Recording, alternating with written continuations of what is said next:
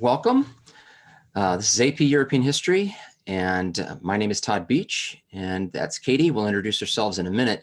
Today, our topics are topic 8.4. We're just going to do this one really quickly because we did this a little bit on Friday, the Versailles Conference and the peace settlement. We want to revisit that because we're going to go into the global economic crisis in 8.5, and that ends up causing fascism and rise of totalitarianism.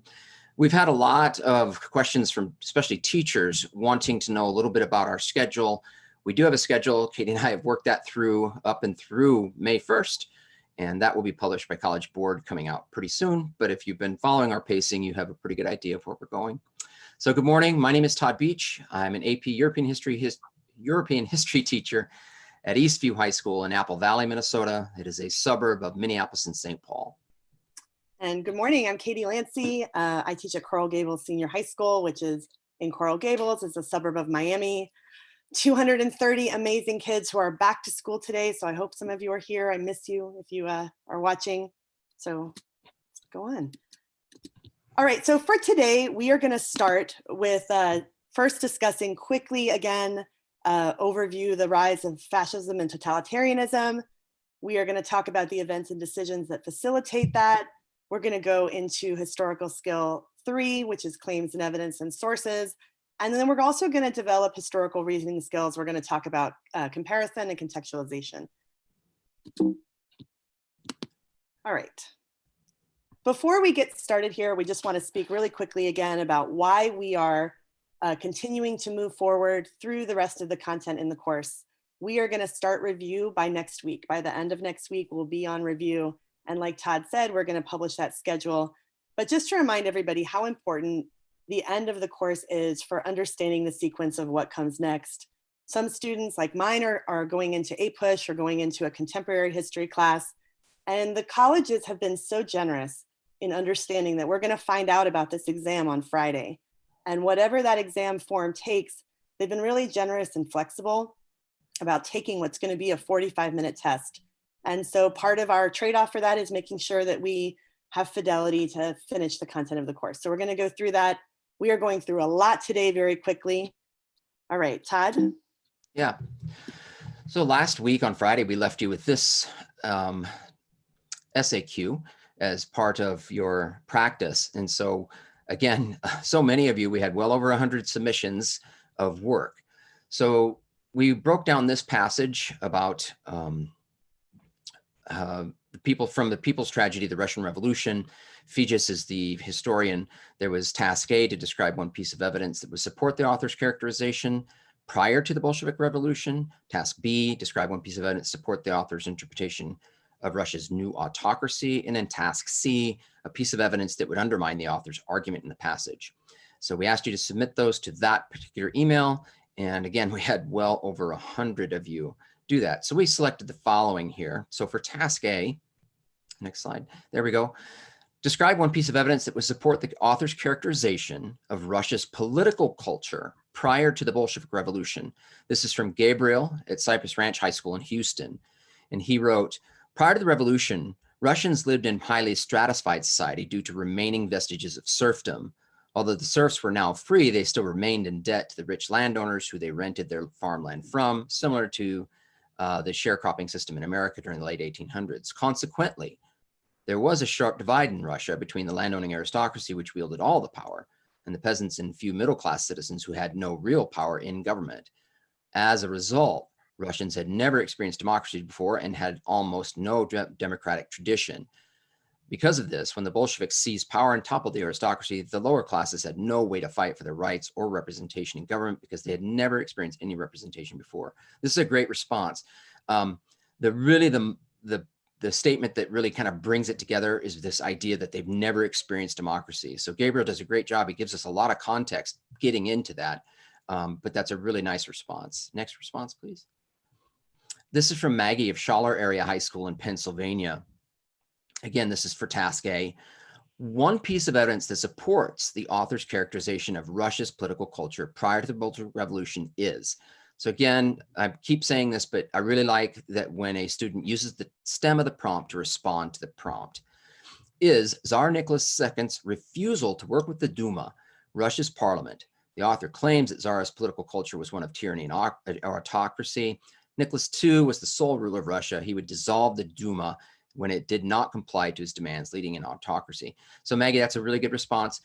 Implied in the response, because we're talking about the Duma and the dismissal of the Duma, is the idea of a lack of a democratic culture. So it's a response that's going to earn the point, and a way to make it even better is to be explicit by saying they did not have this democratic culture before because of this. So really nice response, Maggie. Next one, please. This is B, the B task. Describe one piece of evidence that would support the author's interpretation of Russia's new autocracy in the 20s and 30s. This is from Gia at Alameda High School in California. And she writes, one piece of evidence that would support the author's interpretation of Russia's new autocracy in the 20s and 30s is the Cheka, or secret police. Both Communist Cheka and the Tsarist secret police arrested people for opposing the regime, which indicates the lack of freedom of expression present throughout European autocracies. That is really, really well done, really solid piece of evidence there, and to the point, right? It's a really well done response, Gia. And then one more for response B. This is from Rose at Park High School in Livingston, Montana. One piece of evidence that would support the author's interpretation of Russia's new autocracy in the 20s and 30s is that the new USSR government was limited to the one-party central government. That alone made all the communist laws. This, like the Tsarist rule of Nicholas II, where the people had no representation in the Duma, was a new autocracy, but it resembled the Tsarist government. The new communist control did resemble the old Tsarist rule, excluding the people, just like Fijis states in A People's Tragedy. So this is a really nice response. There's one thing about the, where is it? The no representation in the Duma. The Duma is a representative group, but I think the implicit idea here is that Nicholas is not paying attention to the Duma. So even though it looks like kind of a minor, it's a kind of a minor misinterpretation, it still would earn the point. So it's actually really well done, Rose. Well done. And then response C, one piece of evidence that would undermine the author's argument in the passage. So this is from Sankalp and Novi High School in Michigan. One piece of evidence that would undermine the author's argument in the passage that the new autocracy in Russia resembled the old could be difference in the growth that the two political systems had brought. The NEP brought useful and thorough economic reform, leading Russia towards the future and the rest of Europe, whereas Russian economy was backwards and dull under Tsar Nicholas I, therefore showing a difference undermining the argument provided. And I think Sankalp probably intended to write Nicholas II, but even Nicholas I would work because they were talking about that economy. So well done with Lenin's NEP. And one more for response C. This is from Caetana. And if I'm mispronouncing your names, I'm so apologetic about that. She's at Miami Palmetto Senior High School in Florida. One piece of evidence that would undermine the author's argument that the new autocracy in Russia resembled the old is Lenin's new economic policy. This policy introduced a free market and capitalism to the Russian economy. Russian citizens were permitted to hold private ownership of small businesses and enterprises, yet the state continued to regulate the economy and hold ownership of larger enterprises and foreign trade. This unprecedented mixed economy did not resemble the old Russian autocratic state prior to the Russian Revolution. So again, that would undermine the author's argument. That's a really nice response from Caetana. All right, and that's where I went to high school, actually. So oh, there you go. Representing the Panthers. Well done. All right, we're going to go really quickly over the Versailles Treaty. We did this already on Thursday of last week. Just a quick overview of the provisions that are really going to lead to a lot of what we're going to talk about today. So very quickly, harsh reparation payments on Germany under the War Guilt Clause. And that's super important. That's going to really lead into what I'm going to talk about next after Todd talks about something else. We're going to talk about the Great Depression, territorial losses for Germany, both in Europe and having to surrender its colonies, demilitarization of the Rhineland. France wants that buffer zone in between it and Germany, and the downsizing of Germany's army and navy, and they're forbidden completely to have an air force. And I kind of really like this cartoon to the right. It has a figure that's representing Hitler and Germany, Hitler's party, crawling out of the Treaty of Versailles. Because when we talk about causation, we're definitely going to see the harshness of this treaty, this dictated peace, be some of the reasons why the fascists are able to come to power and Hitler's able to come to power in Germany moving forward. Okay, we're going to pick up here. So it's post-World War I, right? We're in that era of the 1920s, and they're still talking about this search for peace and political stability. As Katie mentioned, the Germans had the Treaty of Versailles represented a very harsh, dictated peace. French politicians, on the other hand, believed that the massive reparations from Germany were vital for economic recovery.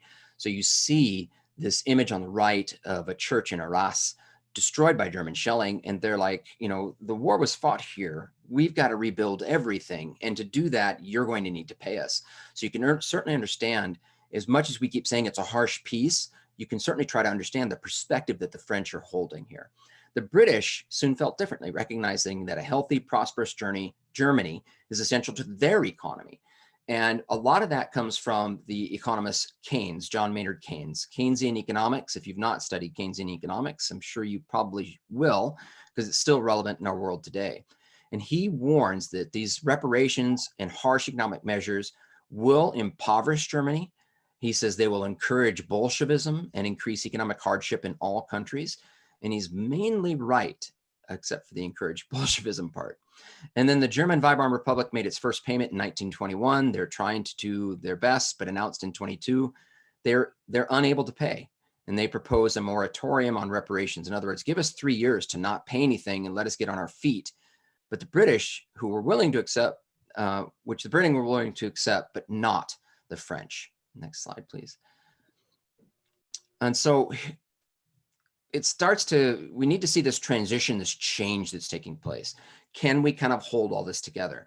Early January 1923, armies of France and its ally Belgium begin to occupy the Ruhr district. And so I placed that map up there to show you. This is really France saying, you know what, you're going to pay. We need this money, and according to the Guild Clause, you started the war, you are going to pay. And so they occupy the Ruhr district with the intention of using the occupation to paralyze Germany and force it to accept the Treaty of Versailles. But what happens is the German people are really upset that they've been occupied, and the German government then orders the people of the Ruhr region to stop working and passively resist the occupation. So we have this kind of a stalemate that's taking place, and the German government then is going to print money to pay its bills. And you know what happens if you print more money, but you don't have the value, is that we have this runaway inflation. And there are stories your teachers could probably tell you about wheelbarrows full of cash that citizens of Germany are taking to stores to buy loaves of bread, if one can even imagine that kind of runaway inflation. In August of 1923, Stresemann assumed leadership of German government and tries to compromise. He calls off the passive resistance, and they agree in principle to pay reparations if they can examine Germany's ability to pay. Can we just have a conversation about what we can do? Then in 1924, the United States gets involved with the Dawes Plan. And what this is a circular system of money, because France and Britain owe America money that was loaned during the war.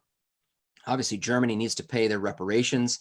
And so the United States is going to put a lot of cash into the system, and that cash is Germany is going to get private loans in order to pay the reparations to France and Britain, and those enable those countries to repay the large war debts that they owed to the United States. Next slide, please. Okay, so, and all of that is going to lead very soon to what the Great Depression, this global economic crisis that is starting in the United States, but it's already happening in Europe, and it's going to happen even more so. Causes of this range from this debt from World War I, like Todd was saying, countries are borrowing money. The money's been borrowed at very high, high interest rates. And back to that wheelbarrow, we have incredible depreciation of currency and inflation. So along with that, we have economic nationalism here, where countries are going to start to try to protect their own markets and their own economies by enacting really high tariffs. And that's going to end up, particularly in the United States, we're going to see other countries that will follow the US's lead here and start to enact really high tariffs. And that's going to not allow the German economy to get to the point where they can repay these reparations. We're going to see global trade disrupted. The countries that are fighting in World War I aren't focusing on global trade, and other actors jump in and fill those voids. And when World War I's over, it's very difficult for those countries to get back into that same trading pattern. And then, of course, the stock market crash in 1929 from the United States. So with that, the United States stops investing in Europe. And so we're going to see sort of the ripple effect here. And some of this has already been mentioned. Effects of the Great Depression range from obviously massive unemployment. That's not limited just to Europe. The United States has these same problems too. Homelessness increases, people wait to get married, and so birth rates fall, and then suicide and mental illness really increases throughout that. As you already said, Keynesian economics is going to emerge. Up until this time, we've kind of seen that countries believing that a balanced budget is how you grow the economy. And now we're going to see after the Great Depression, this shift where deficit spending is okay. We can increase spending to try to pull global economies out of the depression. We'll see things like the Popular Front in France. This is a coalition and alliance between communists, socials, and radicals. They're going to implement a really strong social welfare program in France. They're going to allow for paid vacation and things like that. And basically, through all of this, even though there's attempts to rethink these economic theories and forge alliances, democracies are weakened by their inability to cope with these economic crises. And we're going to see that extremist movements, which is some of the things we're about to talk about, become really appealing to countries whose economic condition is so low and whose nationalism is so in the dumps, that people will look for a way to regain that feeling of nationalism and try to increase the economy. Okay, so we're going to go through an activity right now.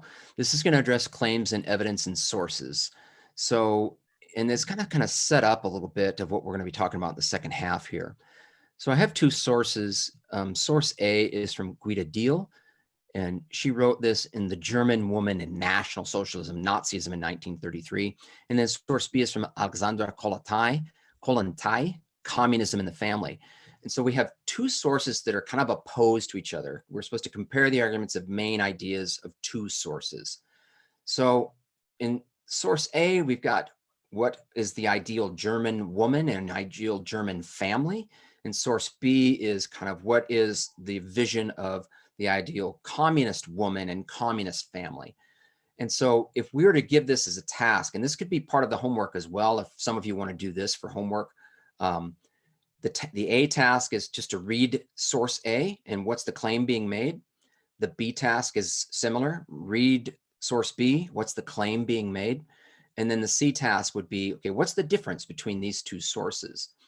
So I'll do it quickly as a read aloud because we want to make sure that we pace along, but see if you can understand the two differences in these sources. Source A, this tumultuous age with all its difficulties and challenges must create a new type of woman capable of partaking in the achievements of the Third Reich and of fulfilling the womanly task that awaits her.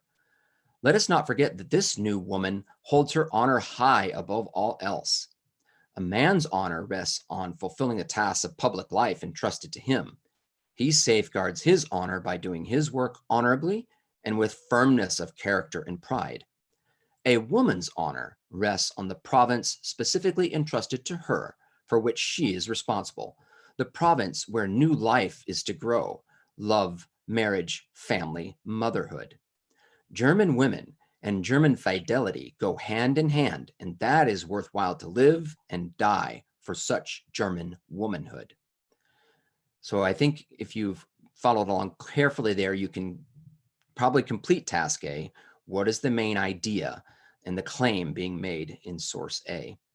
Now let's contrast that with source B by Alexandra Kollontai.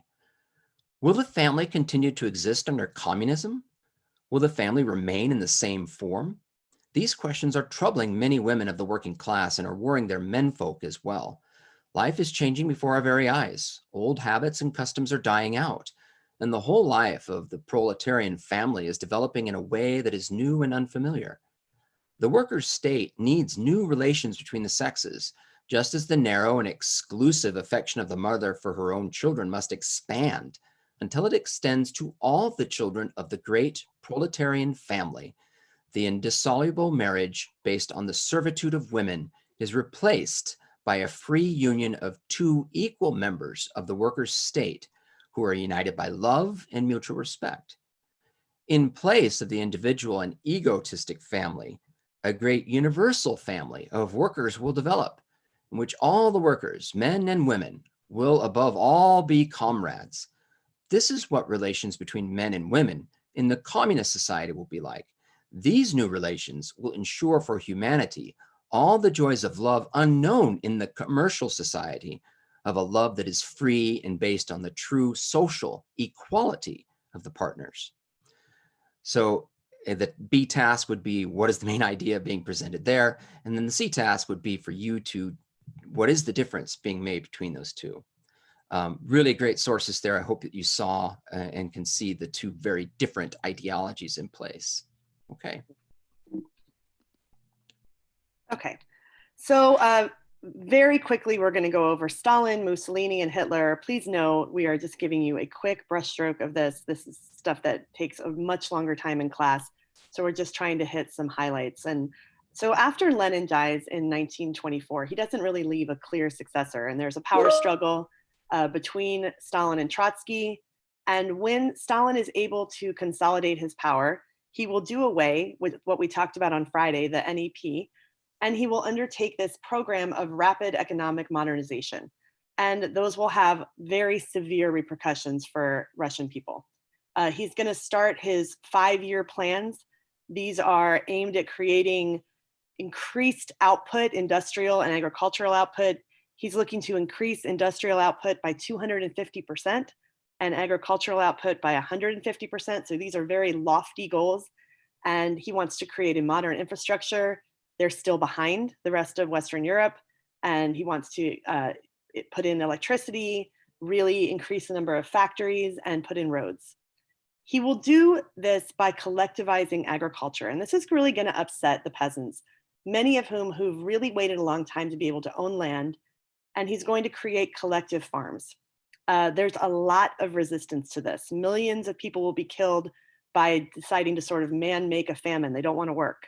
And millions will be also killed for resisting and be put into prisons and labor camps. And last, he really imposes totalitarianism. And so before we talk about Stalin and Hitler and Mussolini, I think it's important for students to recognize that word total there, where he's really wanting to implement total control over all aspects of society. And he does this through a series of purges, these great purges, where he's arresting and he's imprisoning and executing millions of people who he perceives to be his rivals. So we will see people die in prison, we'll see them die in these forced labor camps, and people are also executed. So this is millions of people that Stalin kind of focuses on that are his perceived enemies. Okay, thank you, Katie. So I really like that she hit on the idea of totalitarianism as a governmental style. One of the things in class that we're always posed a question is the question to students is, what is the difference between an absolutist government and the absolutist monarchies that we see in the past and the totalitarian governments of the 20th century? And the real short, quick answer is that technology enables dictators in the 20th century to have more total type of control over a populace than was available to them to absolutist monarchs. And so that's just a real quick answer. It's really a question that could be explored a lot further, but as Katie mentioned, we have a lot to get at, and so we'll keep moving today. This is Benito Mussolini of Italy, and his supporters were the first to call themselves fascists. These are revolutionaries determined to create a new totalitarian state based on extreme nationalism, extreme militarism. One of the things that you're going to see between the three leaders that we're talking about today, between Hitler, between Stalin, between Mussolini, is that all three fought in the First World War. All three felt that their governments in some way, shape, or form abandoned them in the First World War. And so you're going to see, if we were to do a similarity and difference between these three, if you were to construct these Venn diagrams, that would certainly be a similarity between all three of these men. So in paragraph B there, in the early 20th century, Italy was a constitutional monarchy with civil rights and a parliament elected by universal male suffrage. They appeared to be moving toward democracy. However, the papacy, conservatives, and landowners remained strongly opposed to liberal institutions, and relations between the church and state were often tense. Much of the, if we're doing some context of Italy at this time, much of the Italian population is poor. There are class differences that are extreme, and it leads to the development of a powerful revolutionary socialist movement. Next slide, please. So here we see in this image Benito Mussolini saluting the crowd. I've been trying to place where I believe this image is taken in Rome. I searched and searched to try and get the exact spot. But I mean, it looks like the Arch of Constantine in the background there. But the thing that's throwing me a bit, if you've been to Rome anywhere recently, it's all these buildings around that. So that's throwing me a little bit. But here we see Mussolini saluting the crowd in 1938. So into these cross currents of unrest and fear stepped Mussolini. He came home after World War I and began organizing a bitter war veterans like himself into what he called a band of fascists. And it's the Italian word for a union of forces. And this quickly grew into something very militant. So he has these ideas of better government, but he does what he knows best, and that is a military movement.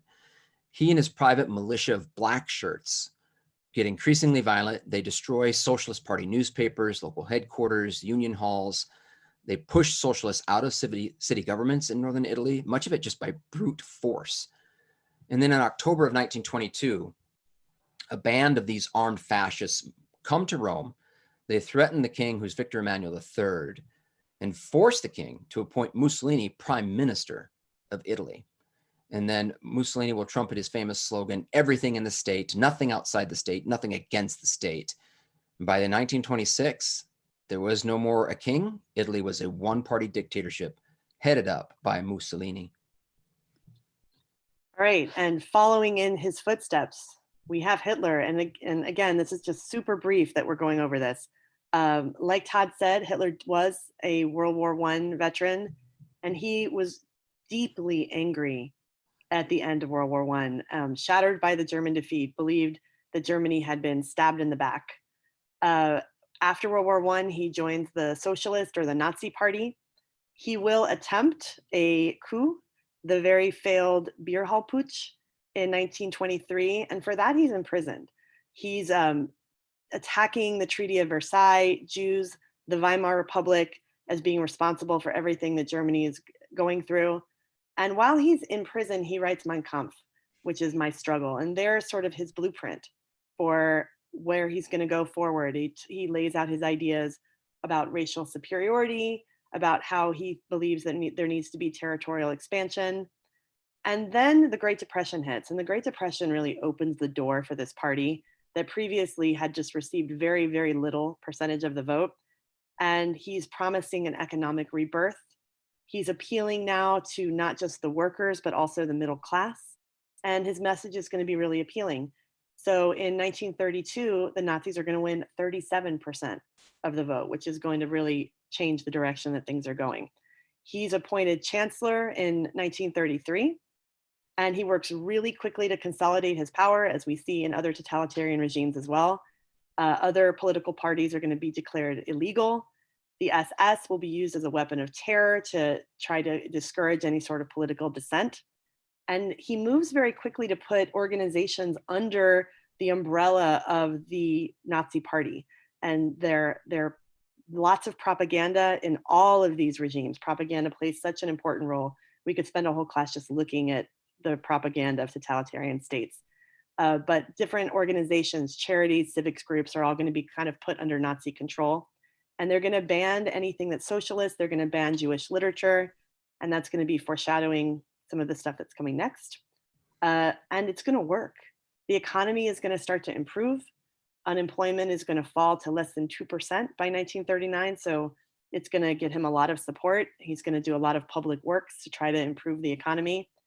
And we do see Kristallnacht, which is that night of broken glass, where this is a very state-sponsored, well-organized wave of violence against Jewish businesses and Jewish homes. And we're right on the cusp of what Todd's going to talk about tomorrow with his foreign policy and appeasement. So all of this is sort of laying the foundation for what we're going to talk about tomorrow. Okay. The key takeaways today, explain the factors led to the development of fascism and totalitarian regimes. We did that very quickly, we understand. but we're trying to give you a little bit of time for this practice piece that we're going to do here at the end. And then we're also setting up for what's going on tomorrow. Tomorrow, we're going to talk about the interwar period, World War II, and Holocaust. So again, a lot being thrown at you in a short period of time. So we discussed these events. Some of the historical thinking skills were claim 3, or skill 3, claims and evidence and sources. But Katie's going to take us through this skill 4 of contextualization and skill 6, argumentation, with the practice that we're going to leave you with for tomorrow. Okay. Great. So I'm sure that none of these terms are new. Here we are almost in April, and I'm sure that you've practiced this over and over. We wanted to be deliberate about kind of talking about the beginning for writing an AP, which starts with contextualization. And so contextualization is identifying or describing a historical context for a specific historical development or process, and then moving on to explaining how that's situated within a broader historical context. So for my students, there are 2 particular types of free response questions, and the language in the rubric, which you can see at the bottom of the slide, is, and I know it says B, we're gonna do it backwards. We're gonna do B first and then go to A, because that's actually the order that I like my students to do this when they write, although that's flexible. Is that I need students to talk about what's going on. They need to set the stage for whatever the prompt is, whether we're talking about the long essay question or the document-based question. We're looking at what events led up to the one that's being asked about in the prompt. They're thinking about what else is happening in Europe or in the world during this time. And then this is a really good moment to think about what we introduced last Wednesday, and that is sort of looking at history through different lenses, and the GeoSprite organization that we talked about at the beginning of Wednesday's lesson. So the language from the actual rubric, and this is the exact wording for the rubric for the DBQ and the long essay question, is you're going to describe a broader historical context relevant to the prompt. So it's the student's job to give us some background here, to tell us what is going on at the time that is relevant. It needs to be more than just a mere phrase or a reference. And so this is really sort of the beginning for my students of an introductory paragraph. This is them setting the stage and describing what's going on. When we move past this, we're talking about ending that paragraph by making a claim. And that would be in response to what the prompt is. So historical thinking skill 6 is make a historically defensible claim. We should talk about that historically defensible, right? So we have to have historical evidence that can back up the claims. So we want to think about, what do you know about the development that's established in the prompt? What are the historical facts that you know? Are you being asked to take a position? And what are your options? And almost every AP prompt is going to ask the student to take a position on something, and then to be able to defend or prove their claim. So what is your line of reasoning? So let's just look at the rubric language really quickly. You're going to respond to the prompt with a historically defensible thesis or claim that establishes a line of reasoning. So we're going to, for your practice today, look at a question from last year's exam that's about the topics that we've been talking about today, where students have to do that. They have to take a side. They have to actually have a position. And then it's really important that you guys get in the habit for your thesis statement. You must have a line of reasoning. There's many ways you can do that, but the sort of very simplistic way is to add because and give us something at the end. So let's look at our practice for today. So I'm asking you to write the introductory paragraph for the following long essay question, LEQ. And again, this is a really recent question. This was on the 2019 exam. It was LEQ 4. And I want you to include your historical context. I want you to include your thesis and your claim in this paragraph, and make sure that you include your line of reasoning here. So that's really important. So you're going to evaluate the most significant effect of the Great Depression. And if we look at that prompt, we're looking at, you are asked to take a position because you have to talk about what is most significant. And then really important, you have to talk about why it's most significant. So make sure you include that why part, that because. A really important part of writing a thesis in AP history is to make sure that you have a historically defensible answer and a reason for the answer. All right, so you can, as you have been, please, we've been so impressed with your answers. If you send us some suggestions, we're going to use a couple of them to showcase really nice historical context and some really nice thesis statements tomorrow. apeurovirtuallearning@gmail.com. And just a note from College Board about device and internet access. We know that not all students have access to the internet or a device. We are working on solutions to help students get what they need to show their best work. If you need mobile tools or connectivity or know someone who does, please have them reach out to College Board at cb.org/tech. All right, so again, I know we went really fast through a lot of stuff that was on here today. We could have spent weeks in class covering the different rise of totalitarian states, but we do want to move forward fairly quickly so that we can get to review for you next week and start the content in units 1 through 7 that we know will be on the exam. Anything else you want to add today, Todd? I would just say, when you submit your responses for tomorrow, please include your first name, your high school, and your state or your country, so that we can give, if yours is selected, we can give you a shout out and your school a shout out. So we went through a lot today. We realized we went really quickly, but again, just as Katie has mentioned, we're trying to set you up for what's coming tomorrow. And I'm really excited to see your responses to the practice. Absolutely. And before we leave today, happy birthday, Todd. Thank you. You're welcome. I appreciate that. Doing this work on your birthday. We appreciate it a lot. Thank you. Have a great day, everybody. Have a great day, Katie. Take care. Bye-bye. Bye-bye.